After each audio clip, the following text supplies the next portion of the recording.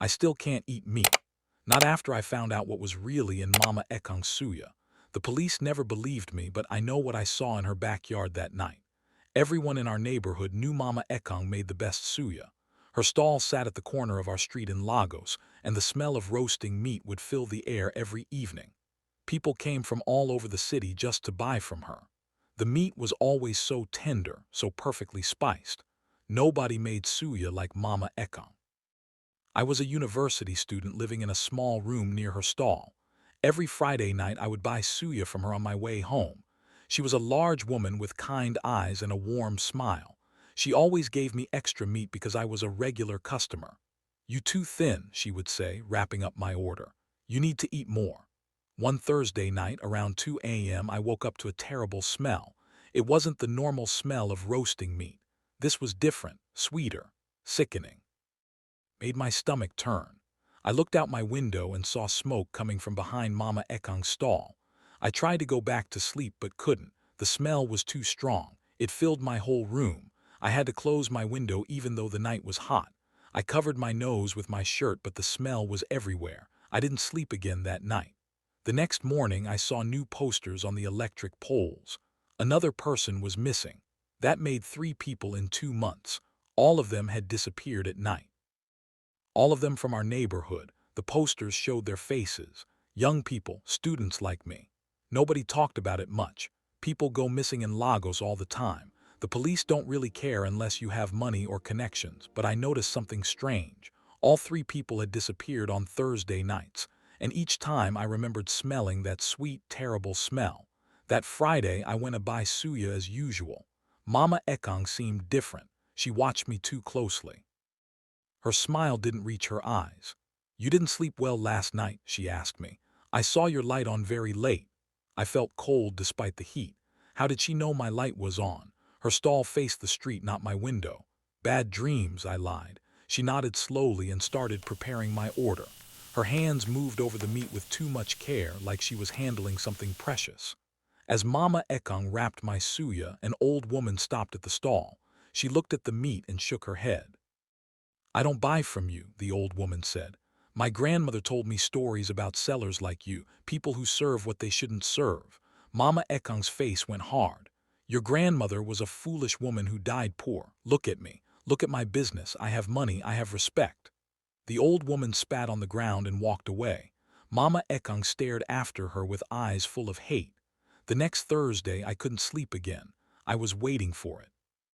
Sure enough, around 2 a.m. the smell started. This time I decided to see where it was coming from. I put on my shoes and went outside quietly. The street was empty and dark. I followed the smell to the back of Mama Ekong's stall.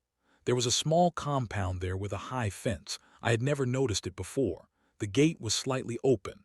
The smell was so strong now I had to breathe through my mouth. I heard sounds from inside, metal scraping, something heavy being moved. I pushed the gate open just a little and looked inside. Mama Ekong was there in the yard, standing over a large fire. She was stirring a big pot. The flames made her shadow huge on the wall. She was singing something in a language I didn't understand. Her voice was different, deeper, older. Then I saw what was next to the fire: clothes, a backpack, a shoe I recognized. It belonged to one of the missing students. His face was on the posters all over the neighborhood. My heart started beating so fast I thought she would hear it. I stepped back and my foot hit a bottle. The sound was so loud in the quiet night. Mama Ekong stopped singing. She turned toward the gate. In the firelight, her face looked different, wrong. Her eyes reflected the flames like an animal's eyes. I ran. I ran faster than I had ever run in my life. I heard the gate crash open behind me. I heard her footsteps, heavy, fast, too fast for a woman her size. I ran to my room and locked the door. I pushed my table against it. I sat on my floor shaking until morning came. I went to the police station the next morning. I told them everything I saw. The officer looked bored. "You saw clothes and a pot," he said. "Maybe she was washing clothes. Maybe she was cooking for her family." I told him about the smell, about the missing people, about the Thursday nights. He laughed at me. "You students watch too many movies. You smoke too much Ibo. Mama Ekong is a respected businesswoman. She pays her taxes. She causes no trouble." He told me to go home and stop wasting his time. As I left, I saw money on his desk. New, crisp notes, the kind Mama Ekong would have. That evening, Mama Ekong came to my door. She knocked softly. "I know you're inside," she said. Her voice was calm, friendly even. "We need to talk." I didn't answer. I stayed quiet on my bed. "You saw something last night," she continued. "Something you shouldn't have seen, but you went to the police and they didn't believe you. Nobody will believe you, so I will give you a choice. Forget what you saw or join the others in my pot." She waited for a long time. Then she laughed and walked away. I couldn't stay silent. I had to understand what was happening. I went to the university library and searched through old books about folklore. I found stories about sellers who used dark magic to make their business successful. They would sacrifice people and mix their flesh with animal meat. The book said these sellers made deals with spirits. The spirits would bring customers and make the food taste better than normal food. But the price was human sacrifice. And once you started, you couldn't stop. The spirits would demand more and more, always on the same night each week. I started watching Mama Ekong's stall carefully. I noticed things I had missed before. She only sold suya on certain days. Wednesday, Friday, Saturday, Sunday, never on Thursday. Thursday was her preparation day, she told customers. Now I knew what she was preparing. I also noticed her customers, so many of them. Even when other suya sellers had no business, her line was always long. People said her suya was addictive. They couldn't explain why, but they kept coming back. Some people ate there every day. Their eyes looked strange, empty, like they were under a spell. On Wednesday night, I saw a girl walking toward Mama Ekong's stall. She was new in the neighborhood. I had seen her moving into a room down the street just a few days ago. She was talking to Mama Ekong, smiling, buying suya. Mama Ekong was being extra nice to her. Too nice. I watched them talk for a long time. Mama Ekong was asking questions.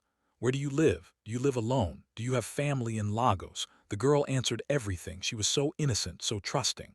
When she left, Mama Ekong watched her go with that same look in her eyes, the hunting look. I followed the girl to her room. I knocked on her door. When she opened it, I spoke fast. "Don't eat that suya, throw it away, and don't ever go to that stall again. The woman there is dangerous." The girl looked at me like I was crazy. "Are you drunk?" she asked. "That woman was so nice to me, and this suya smells amazing." I tried to explain, but she closed the door in my face. Through the door I heard her eating. I heard her say, "Wow, and this is so good." I felt sick. I had tried to save her, but she wouldn't listen. That Thursday I stayed awake on purpose. I had my phone ready to record everything. Around 2 a.m. I heard a scream. It came from the direction of the new girl's room. Then silence. Then I heard that heavy footstep. Mama Ekong was outside, dragging something wrapped in cloth. I started recording from my window. The video was dark, but you could see shapes. Mama Ekong dragging a large bundle toward her compound. I recorded her going through the gate. I recorded the smoke starting. The smell began again, sweet and terrible. I recorded until my phone died. In the morning, I went back to the police. Different officer this time. I showed him the video. He watched it carefully. "This doesn't show anything clear," he said. "It could be anything, could be trash, could be supplies for her business." But I saw something in his eyes, a little bit of doubt. "At least go and check her compound," I begged. "Just look in her yard, please." He said he would send someone. I waited at the station for 3 hours. Finally, an officer came back. "We checked. Everything is normal, just cooking pots and supplies. You need to stop harassing this woman or we will arrest you." I knew I had to do something myself. That Sunday night, I climbed over the fence of Mama Ekong's compound. My heart was beating so loud I was sure she would hear it. The compound was dark. I used my phone light to look around. I saw the big pot. It was clean now. Too clean. Then I saw the shed at the back. The door had a heavy lock on it. I looked through a gap in the wooden walls. Inside I saw bags, large bags hanging from hooks. I couldn't see what was inside, but the shape was wrong, too long, too human-shaped. My phone light went out. The battery was dead. The compound light came on. Mama Ekong was standing at her back door. She wasn't alone. 3 other people were with her. All of them looked like normal people. One was a doctor from the local clinic. One was a teacher. One was a businessman, all of them regular customers. "We have a problem," Mama Ekong said to them. She pointed at me. "He knows too much." The others looked at me with empty eyes. Then he joins the pot, the doctor said. They started walking toward me. I looked for a way out, but they had surrounded me. I grabbed a stick from the ground and swung it at them. It hit the businessman in the face. He didn't react, didn't flinch, just kept walking toward me like nothing happened. I realized then that they weren't fully human anymore. Whatever was in the Suya had changed them. I saw my only chance. The fence on the far side was lower. I ran and jumped, climbing as fast as I could. Hands grabbed my leg. I kicked hard and felt my shoe come off. I fell over the fence into the next compound and ran. I ran until I reached a busy street with lights and people. I finally looked back. Nobody was following me. I left that neighborhood the next day.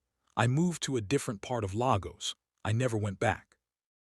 I heard later that another person went missing on a Thursday night. Then another. The police did nothing. Mama Ekong's business grew bigger. She opened a second stall, then a third. Sometimes I see her customers around the city. I recognize their empty eyes. There are more of them now, so many more. And I wonder how long before there are too many to stop. I wonder how many other Mama Ekongs are out there in other neighborhoods. I still can't eat meat. And every Thursday night I lock my doors and windows. I wait for morning to come. I wait and I remember that smell.